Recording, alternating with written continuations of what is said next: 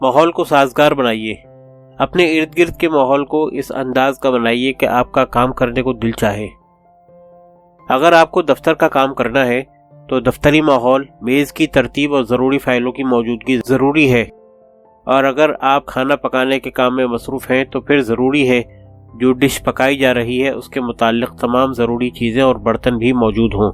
کسی بھی چیز کی غیر موجودگی افراتفری پیدا کرے گی۔ اس حوالے سے چند اشارے پیش نظر رہنے چاہیے۔ کام کی جگہ ترتیب کے ساتھ ہے اور مناسب ہے۔ ضروری سامان، اوزار اور آلات موجود ہیں۔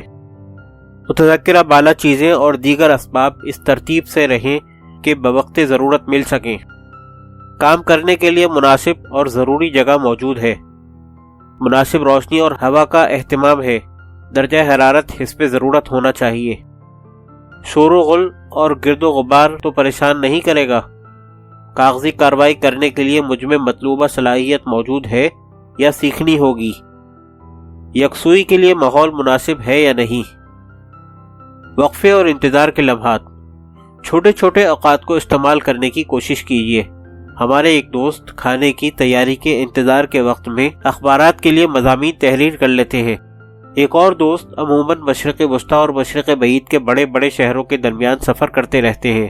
اپنے دوستوں سے رابطہ لاؤنج کے انتظار کے وقت میں کر لیتے ہیں اور خط و کتابت کا سلسلہ جاری رہتا ہے۔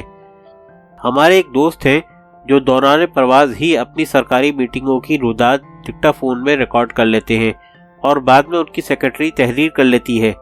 ایک اور دوست ہیں جو دفتر اور گھر کے آمد و رفت کے اوقات میں دفتر کے کام، اہم ریویو وغیرہ کر لیتے ہیں۔ ایک اور دوست نے ایک اہم امتحان اپنے گھر اور دفتر کے درمیان روزانہ کے معمول کے سفر کے وقت میں تیاری کر کے پاس کیا۔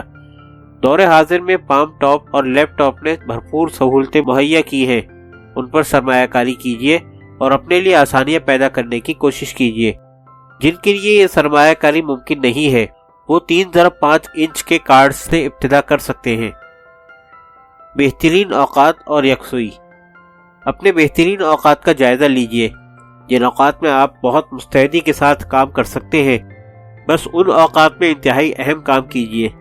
یہ اوقات بعض حضرات کے لیے صبح کے ابتدائی 4 گھنٹے ہوتے ہیں اور بعض کے دیگر۔ اس کے علاوہ اپنے کاموں کی فہرست میں ترتیب کو بدل کر کرنے کی کوشش کیجیے۔ جس ترتیب میں آپ زیادہ مستعدی کے ساتھ کام کر سکیں اس پر کاربند رہیں۔ یکسوئی کے تصور کو سمجھیے اور حاصل کرنے کی کوشش کیجیے۔ مداخلتوں اور کام کے دوران آنے والی الجھنوں سے اپنے آپ کو پریشان مت کیجیے۔ ٹیلی فون کو اپنے سے دور رکھیے۔ موبائل فون کو خاموش کر دیں۔ کام کرنے کی کوشش کیجیے۔ صبح کے اوقات کو مت ضائع کیجیے۔ فجر کی نماز باجماعت پڑھیے۔ اس کے بعد وقت کو بہتر طور پر استعمال کیجیے۔ فجر کے بعد سو کر اس سنہری وقت کو ضائع نہ کریں۔ صبح کا سونا تنگ دستی لاتا ہے۔ کہتے ہیں کہ سوتے کو جگانا آسان ہے اور جاگتے کو جگانا مشکل ہے۔ ہم جاگتے ہوئے بھی سوئے رہتے ہیں۔ اپنے آپ کو بستر کی لذت سے باہر نکالیے۔ اپنے آپ کو حاجات سے فارغ کیجیے۔ اپنی شخصیت اور لباس کا خیال رکھیے اور مطالعے اور کام کے لیے اپنے آپ کو آمادہ کر لیجیے۔ نبی اکرم صلی اللہ علیہ وسلم نے فرمایا، اے اللہ میری امت کے لیے صبح کے اوقات میں برکت عطا فرما۔ ترمذی۔ فرصت تو مرنے کے بعد ہی مل سکتی ہے۔ کبھی بھی اچھے حالات کی توقع میں کام کو ملتوی مت کیجیے۔ اپنے فرائض کو کبھی بھی ملتوی مت کیجیے۔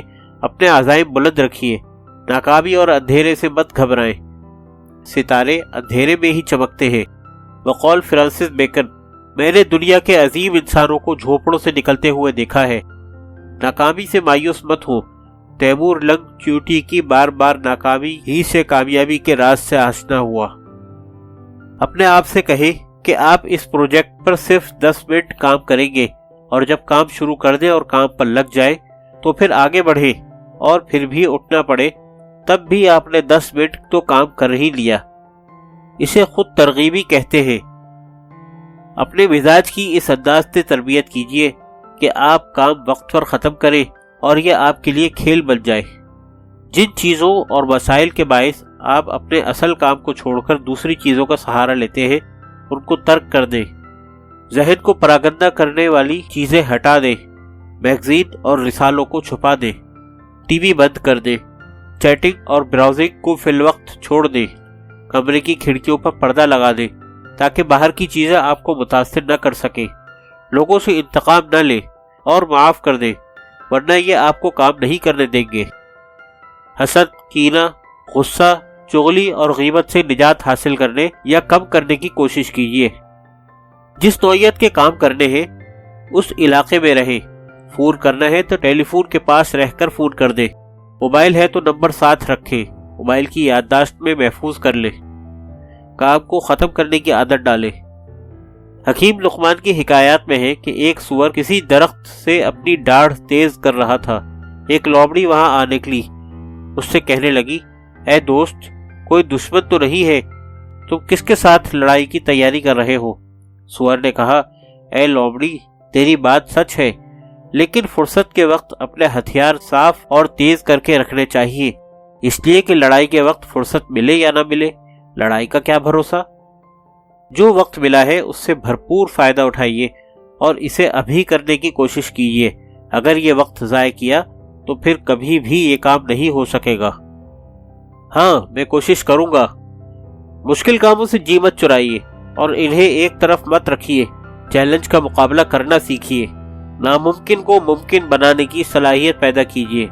رابندر ناتھ ٹیگور کا مقولہ ہے، ڈوبتے ہوئے سورج نے پوچھا، ہے کوئی جو میری جگہ لے؟ ٹمٹماتے ہوئے دیے نے کہا، ہاں، میں کوشش کروں گا۔